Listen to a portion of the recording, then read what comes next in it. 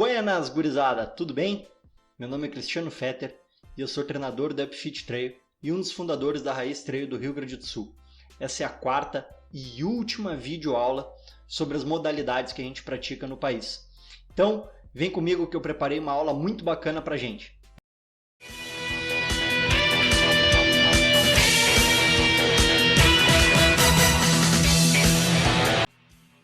Nesta videoaula, nós vamos ver as semelhanças e as diferenças do trail running, da corrida de montanha e do sky running.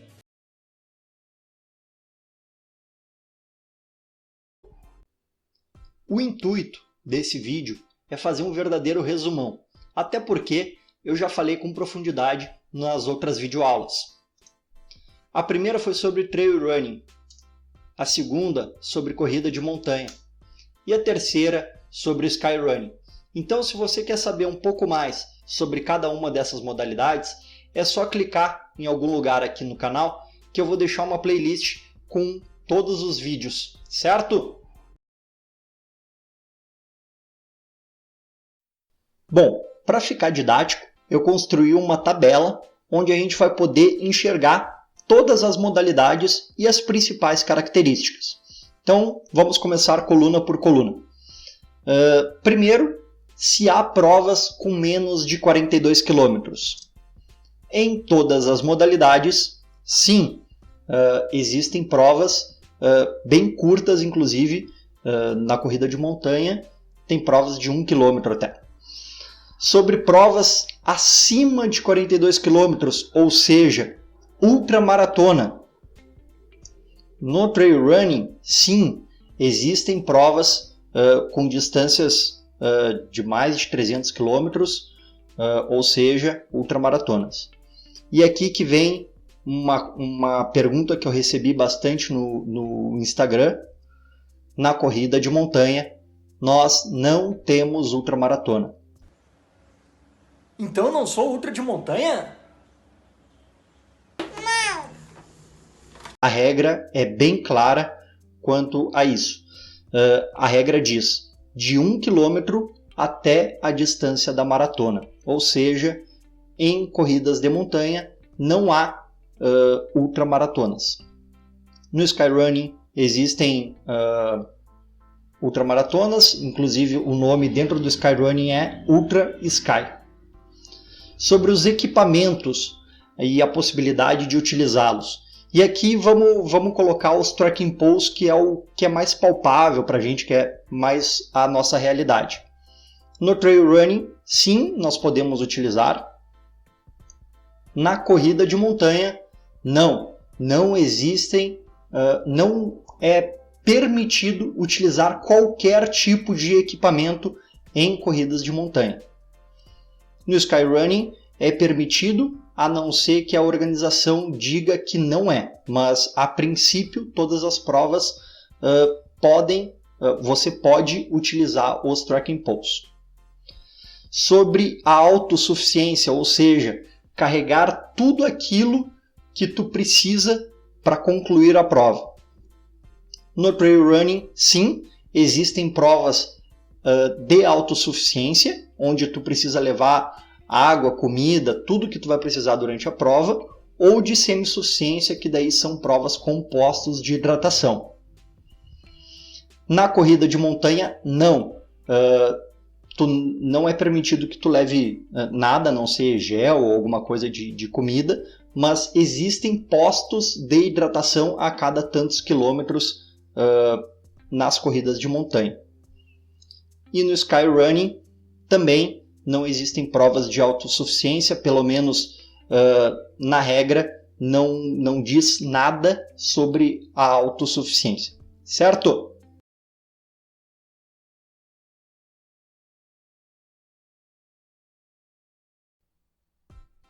Agora nós vamos falar sobre outros parâmetros.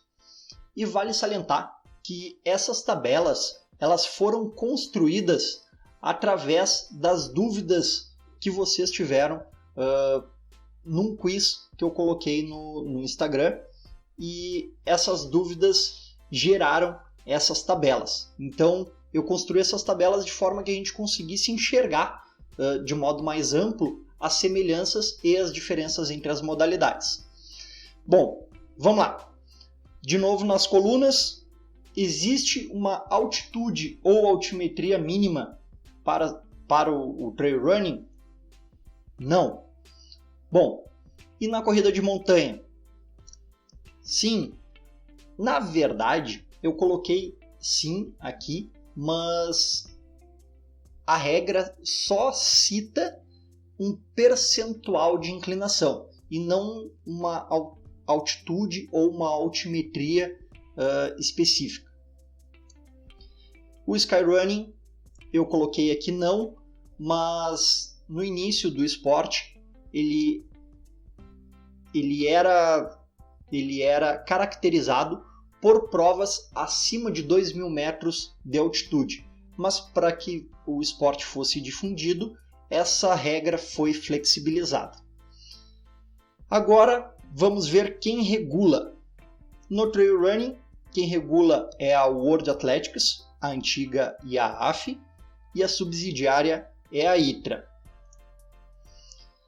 A corrida de montanha também, quem regula é a World Athletics, mas a subsidiária é a WMRA, ou World Mountain Running Association. E o Skyrunning, quem regula é a ISF, a International Skyrunning Federation.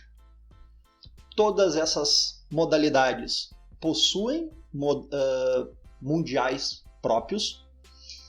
E aqui vem talvez o grande questionamento que eu recebi no meu Instagram, se é sobre a obrigatoriedade de trilha, certo? E por mais contraditório que isso possa ser, o trail running não tem obrigatoriedade de ser em trilha. Por quê? Porque a regra do trail running diz claramente: qualquer prova que tenha menos de 20% de pavimento, ou seja, asfalto, é considerado uma prova trail. E a gente pode lembrar de provas com essa característica aqui no Brasil, bem conhecidas, como a UAI ou a Extremo Sul, que é somente pela beira da praia. Todas elas, aliás, essas duas provas, são consideradas provas trail, inclusive tem pontuação na ITRA.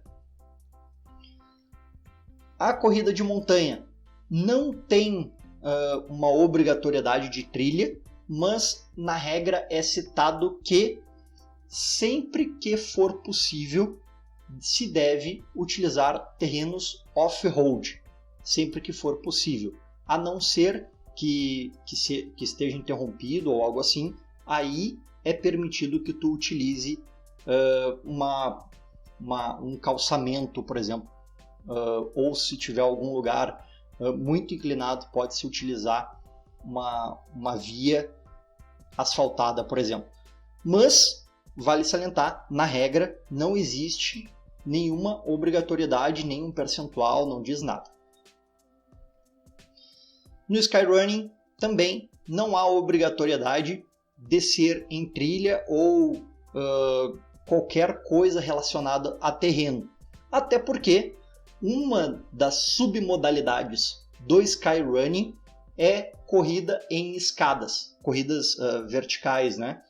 Então, não há na regra do skyrunning uma obrigatoriedade ou um percentual como no trail, não se diz nada da obrigatoriedade de terreno específico.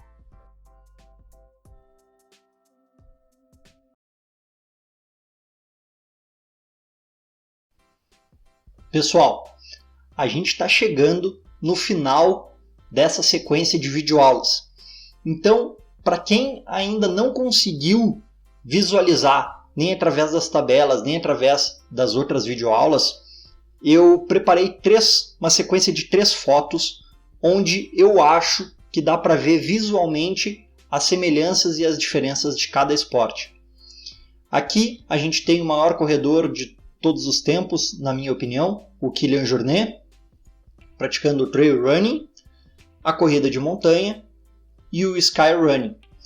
como a gente pode ver através das imagens, são esportes completamente diferentes, cada um deles tem as suas nuances, tem as suas peculiaridades.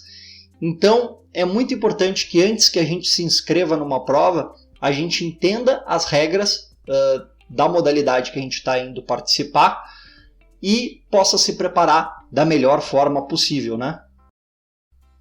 E antes de mais nada, eu queria agradecer por você estar me acompanhando até aqui. E se tu me acompanhou até aqui, seria muito gratificante que tu me desse o teu feedback sobre essa videoaula, seja na parte técnica, né, de áudio e vídeo, ou na parte de conteúdo também.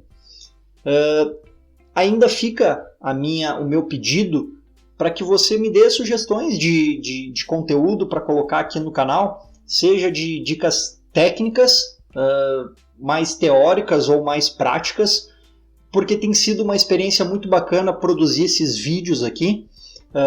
Fica minhas redes sociais, seja o Instagram ou o meu podcast, o Fora da Trilha, ou até mesmo aqui no canal do YouTube. Fiquem à vontade para escrever, comentar, entrar em contato comigo, porque eu acho que assim a gente pode produzir um conteúdo muito melhor, com muito mais qualidade e muito mais assertivo também. Essa videoaula ela foi toda feita e realizada por dúvidas de quem colocou lá a sua dúvida no quiz do Instagram. Então, muito obrigado a todo mundo que me ajudou nessa videoaula e até a próxima!